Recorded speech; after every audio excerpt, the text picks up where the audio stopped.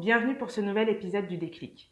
Alors cette semaine, j'aimerais vous parler un peu état d'esprit, morale, bien-être, parce que vous êtes peut-être dans une période où il y a beaucoup d'incertitudes, beaucoup d'inconnus, et ça génère potentiellement du stress ou de l'anxiété.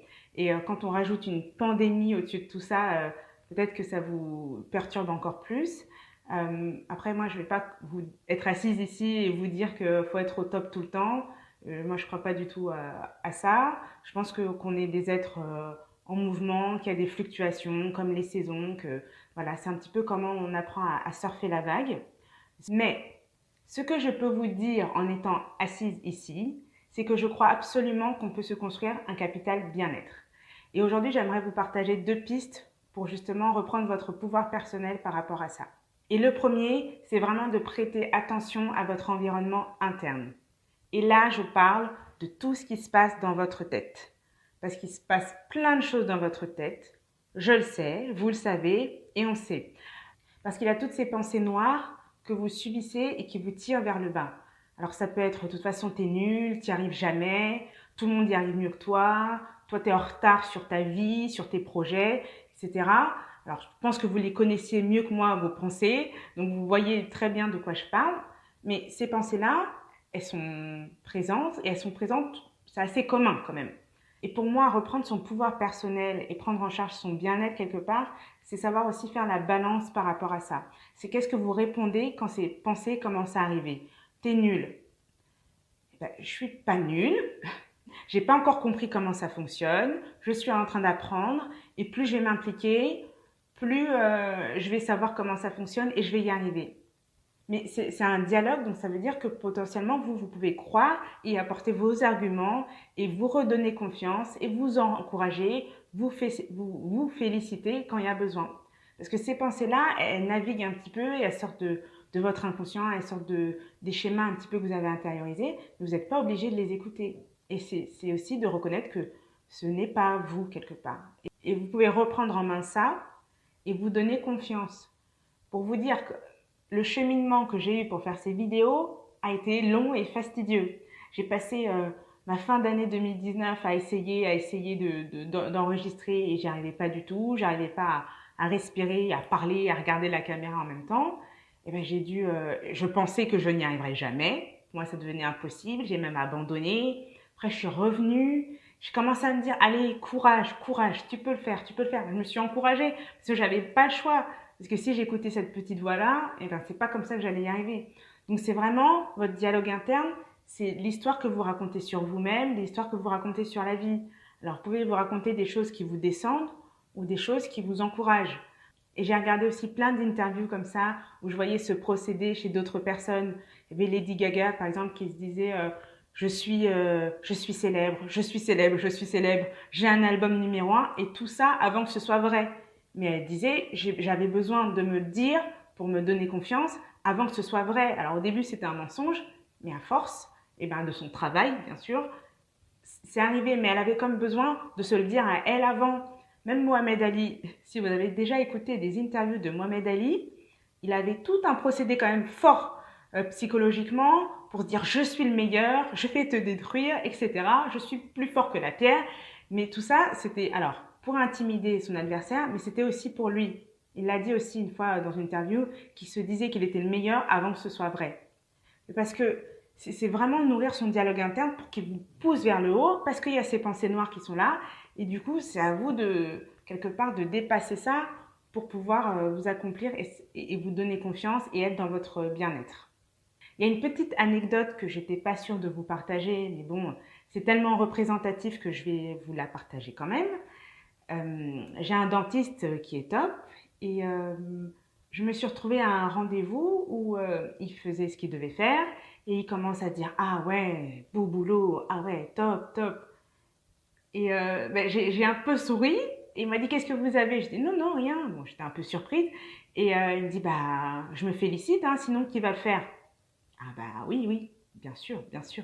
Et c'était juste pour vous dire que bon, là c'était fait un peu à haute voix, mais en tout cas, vous pouvez vraiment vous féliciter, vous encourager, et ça vous évite aussi d'être dépendant du reste du monde qui doit peut-être vous valider ou justement vous redonner confiance. C'est vraiment de dire que si vous avez un dialogue interne fort et qui vous encourage, c'est déjà une grosse partie de confiance et de bien-être.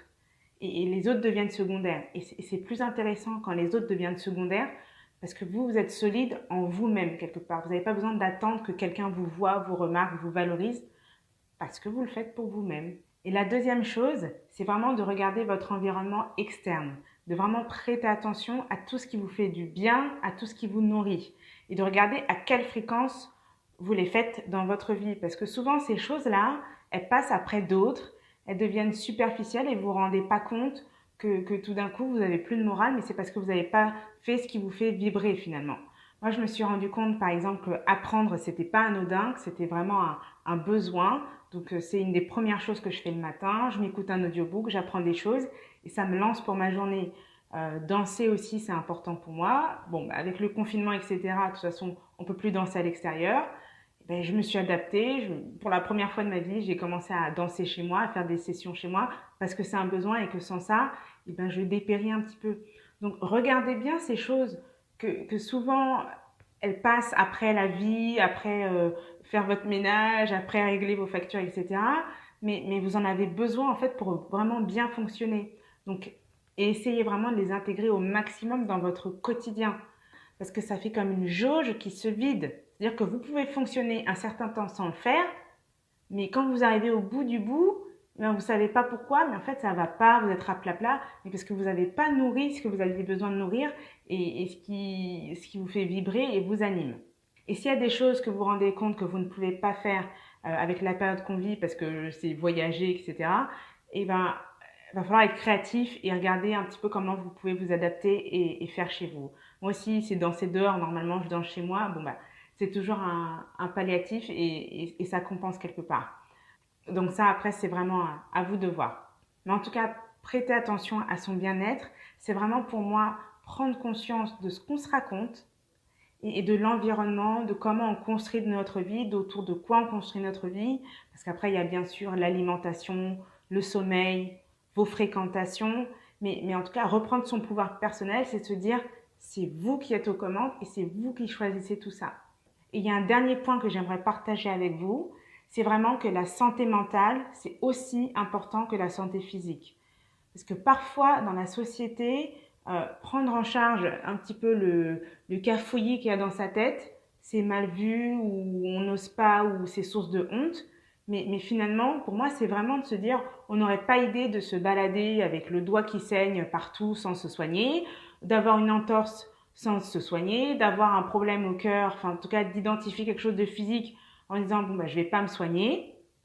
Mais par contre, avoir des irritants ou des choses qui reviennent régulièrement comme des difficultés, des points de blocage dans sa tête, ça, on peut faire toute une vie avec ça en se disant bon bah tant pis ou c'est normal ou on s'habitue ou je sais pas.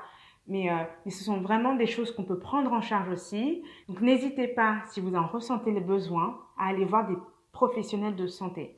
Parce qu'il y a des psychologues, mais il y a aussi des thérapies brèves. Vous pouvez aller voir des acupuncteurs, des sophrologues, des hypnothérapeutes, des énergéticiens, des naturopathes. Enfin, il y a plein d'approches vraiment pour traiter toutes ces choses de la tête. Et c'est vraiment à vous de voir l'affinité que vous avez avec ces différentes pratiques et ce qui résonne le plus avec vous. Mais il y a des choses qui peuvent être dépassées avec des pratiques et parfois on reste comme ça toute une vie et on passe un peu à côté des remèdes ou de solutions potentielles.